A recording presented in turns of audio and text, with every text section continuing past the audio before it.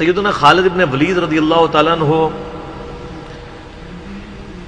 کو اللہ تعالیٰ نے مشرکین عرب سے اٹھا کے رومن اور پرشین امپائر کے اوپر دے مارا. بڑی ایکسٹرا آرڈنری پرسنالٹی. نبی علیہ السلام کی اعلان نبوت کے بعد 19 سال تک کافر رہے ہیں. اس 19 سالوں میں موت بھی آ سکتی تھی لیکن اللہ نے زندہ رکھا ہے. حتیٰ کہ غزوہ احد کے موقع پر نبی علیہ السلام کے جو 4 دانت شہید ہوئے ہیں جو بخاری مسلم میں آتا ہے حضرت خالد بن ولید کی وجہ سے ہوئے ہیں. انہوں نے وہ جب درہ چھوڑ دیا تھا عبداللہ ابن جبیر اور باقی ان کے ساتھیوں نے, عبداللہ ابن جبیر نے تو نہیں چھوڑا تھا, چند ساتھیوں نے, تو یہ پیچھے سے آگے حملہ آور ہوئے اور نبی علیہ السلام کی بددعا ہے ان کے اس موقع پہ. نبی علیہ السلام کی مبارک زبان سے نکل گیا اللہ ایسی قوم کو کیسے ہدایت دے گا جنہوں نے اپنے نبی کا چہرہ خون سے رنگ دیا.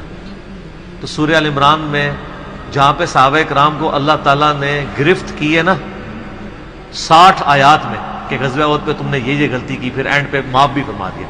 پہلی گرفت نبی علیہ السلام پہ آئی ہے لیس لک من الامر شیء. نبی آپ کو تو کوئی اختیار نہیں, اللہ چاہے ان کو ہدایت دے دے. ہوئے ہوئے ہوئے ہوئے اور اسی کو ہدایت بھی مل گئی. اسی پیگن کو اللہ نے اٹھایا ہے. پیگن انگلش میں کہتے ہیں بت پرست. آپ گوگل پہ جا کے لکھیں حضرت خالد بن ولید کا تعارف کہ ایک عرب کا پیگن اللہ نے اٹھا کے اسے رومن اور پرشین امپائر الٹوا دیا. پھر 19 سال تو کفر میں گزرے ان کے, اسلام میں ان کے 19 سال نہیں گزرے سر, بمشکل 10-11 سال.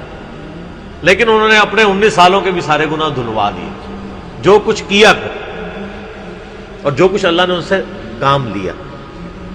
یہ ایک الگ سے تلخ حقیقت ہے کہ سیدنا خالد بن ولید سے نبی علیہ السلام کے مبارک زمانے میں بھی اور بعد میں بھی بحیثیت انسان کچھ غلطیاں ہوئی ہیں, بخاری مسلم میں رپورٹ ہوئی ہیں.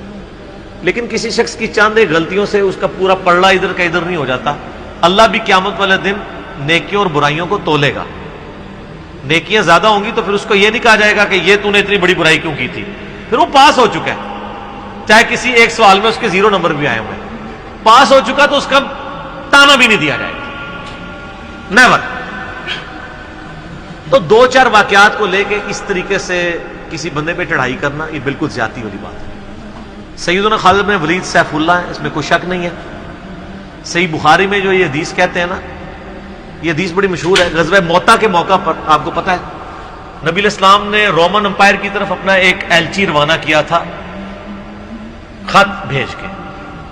اس ایلچی کو قتل کر دیا گیا تھا اور اس وقت ایلچی کا قتل اعلان جنگ ہوتا تھا. تو نبی علیہ السلام نے ایک لشکر روانہ کیا زید بن حارثہ کی قیادت میں. نبی علیہ السلام کے منہ بولا بیٹا جس کا نام قرآن میں, واحد صحابی جس کا نام قرآن میں زید. لیکن ساتھ ہی آپ نے فرمایا, صحیح بخاری میں الفاظ ہیں کہ اگر زید فوت ہو جائے, مسند احمد میں ڈیٹیل موجود ہے انہی الفاظ کے ساتھ, کہ زید فوت ہو جائے تو جعفر کو اپنا امیر بنا لینا. جعفر فوت ہو جائے, شہید ہو جائے, تو پھر عبداللہ بن رواحہ کو بنا لینا. اگر وہ بھی شہید ہو جائے پھر تو اپنی مرضی سے کسی کو امیر چن لینا. یہ مسند احمد میں, بخاری میں الفاظ ہیں کہ صحابہ کرام کہتے ہیں نبی علیہ السلام مدینہ شریف میں تھے اور آپ علیہ السلام کی آنکھوں سے مسلسل آنسو رواں تھے اور آپ نے کہا کہ میرے زید کو شہید کر دیا.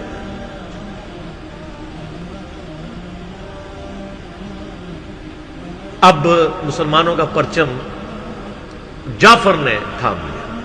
جعفر بھی حضور کے لاڈلے سے, آپ کو پتا ہے جعفر طیار حضرت علی کے بھائی, جن کے بارے میں بخاری میں آتا ہے کہ ان کے 2 بازو کٹ گئے تھے تو آپ علیہ السلام فرمایا میں نے اسے جنت میں اڑتے ہوئے دیکھا, اللہ نے اس کو 2 پر دے دیے.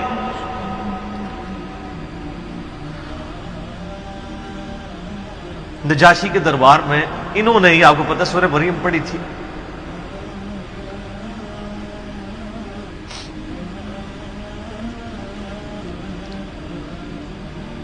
پھر آپ نے فرمایا کہ جعفر کو شہید کر دیا گیا. اب عبداللہ ابن رواحہ نے پرچم تھام لیا. پھر آپ نے فرمایا اسے بھی شہید کر دیا گیا. پھر آپ نے فرمایا اب اللہ کی تلواروں میں سے ایک تلوار کو مسلمانوں نے اپنا امیر چن لیا اور میں اللہ سے امید کرتا ہوں اللہ تعالیٰ اس کے ہاتھ پہ فتح دے اور فتح ہو بھی گئی. یہ بخاری کی جو حدیث ہے نا, اس کے اوپر امام بخاری نے باب باندھا ہے مناقب خالد ابن ولید، حالانکہ اس میں خالد ابن ولید کا نام نہیں تھا، لیکن اس حدیث کے اوپر باب کیا باندھا؟ خالد ابن ولید، کیونکہ وہ سیف اللہ وہ تھے، سیوف من سیوف اللہ، اللہ کی تلواروں میں سے ایک تلوار کے ہاتھ میں جھنڈا آ گیا، اللہ تعالیٰ فتح دے دے گا، فتح ہو گئی۔ اس کے 3-4 طریقے بخاری میں، باقی طریق کے اندر نہ خالد ابن ولید کا نام بھی موجود ہے کہ خالد ابن ولید کے ہاتھ میں اب پرچم آ گیا، اللہ نے فتح دے دی۔ اچھا، اور وہ فتح یہ ہوئی کہ بہت بڑا لشکر سامنے سے آ گیا تھا، حضرت خالد بن ولید اپنے لشکر کو بچا کے واپس لے آئے۔ یہ غزوہ موتا تھا، اور صحیح بخاری میں آتا ہے کہ 9 تلواریں حضرت خالد کے ہاتھ میں ٹوٹی تھیں اس دن، 9 تلواریں اس جنگ کے اندر۔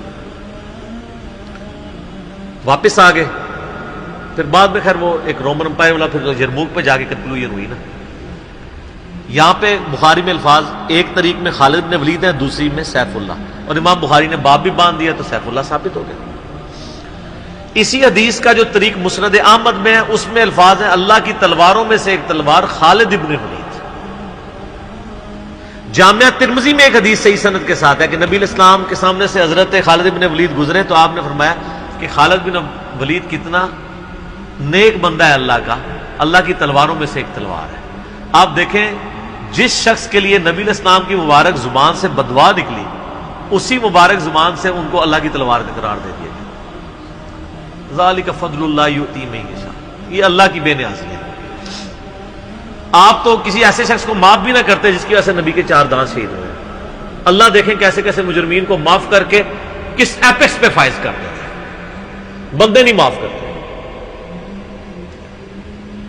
اس طریقے سے صحیح بخاری میں حدیث ہے، حضرت عبداللہ ابن عباس کہتے ہیں کہ مجھ سے سیف اللہ خالد ابن ولید نے خود یہ حدیث بیان کی، تو بخاری میں خود سیف اللہ لقب عبداللہ ابن عباس نے، کہ ایک دن حضرت خالد ابن ولید نبی علیہ السلام کی بیوی سیدہ میمونہ جو کہ میری خالہ بھی ہیں حضرت عبداللہ ابن عباس، ان کے ہاں نبی علیہ السلام کے پاس بیٹھے ہوئے تھے، تو انہوں نے بھونی ہوئی دب لا کے رکھی، عربی میں دب کہتے ہیں، دال با دب، اردو میں ہم اسے وہ گو، ویسے گو کا لفظ اپروپریٹ نہیں ہے، سانڈا لفظ ہے اصل میں، چھپکلی سے تھوڑی سی بڑی ہوتی ہے، حلال ہے کیونکہ یہ سبزی خور ہے، ہاں یہ سبزی خور ہے، عربی بڑے شوق سے کھاتے ہیں گو، دب کہتے ہیں۔ آپ یوٹیوب پہ بھی دب لکھیں نا تو پوری عربیوں کی ویڈیوز کھل جائیں گی۔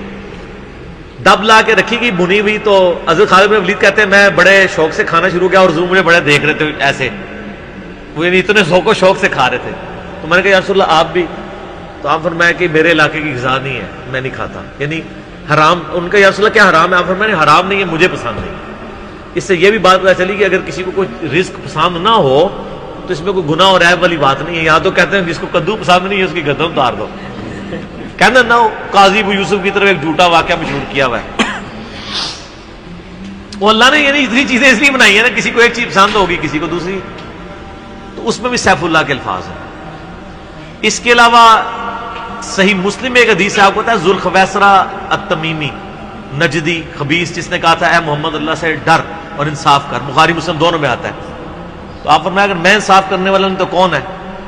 تو وہاں پہ الفاظ ہیں مسلم شریف میں، یہ بخاری میں بھی حدیث ہے، مسلم کے الفاظ ہیں کہ حضرت عمر فاروق رضی اللہ عنہ کا یا رسول اللہ اجازت ہے میں اس منافق کی گردن اڑا دوں، اور وہاں پہ الفاظ ہیں پھر سیف اللہ خالد کھڑے ہوئے، وہاں بھی لفظ ہے سیف اللہ، انہوں نے کہا یا رسول اللہ اجازت دیں، آپ فرمایا چھوڑ دو، لوگ کہیں گے یہ اپنے ساتھیوں کو مرواتا ہے، کوئی کلمہ گو تو تھا نا وہ، اس کی نسل سے بھی لوگ پیدا ہوں گے، ان کے خلاف قتال کرنے والے مخلوق کے بہترین لوگ ہوں گے۔